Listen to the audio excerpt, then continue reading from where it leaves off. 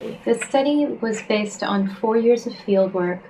in a community in South Los Angeles. It's an urban community that historically has been an African American neighborhood, but in the last 15 years has become home to increasing numbers of Latinos, mainly immigrant-headed households, but also second-generation-headed families as well,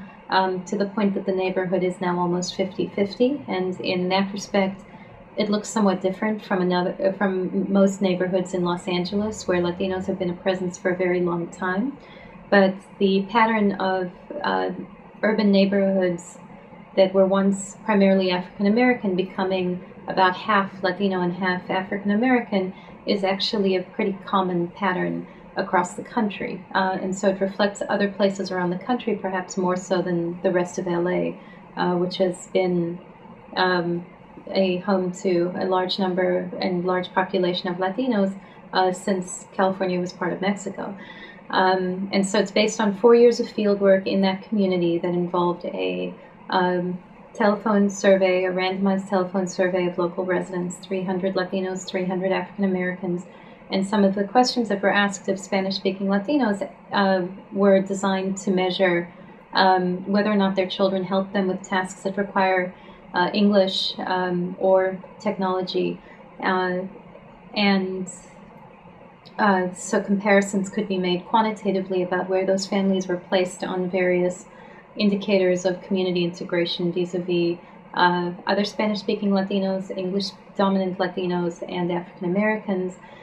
From those survey participants, 20 families that did have children who helped them were selected. And they participated in interviews, parents and children, over a period of 18 months. There were 4 families whom we followed for an additional 4 months on their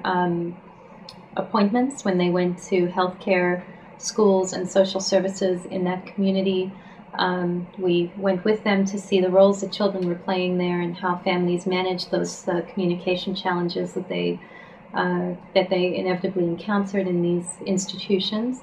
And then I interviewed English-speaking service providers in those same institutions who have to, in order to do their jobs, communicate through children, because very seldom are there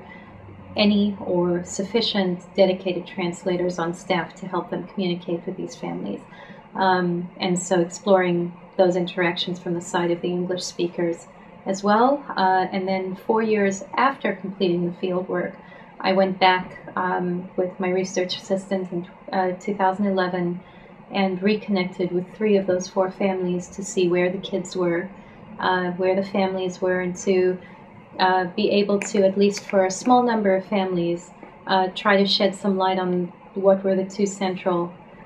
concerns in the study, which was the roles that children play in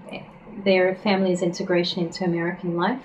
and secondarily, what those family responsibilities do to influence the life trajectories of those children, because they often shoulder more responsibility than a lot of other children do.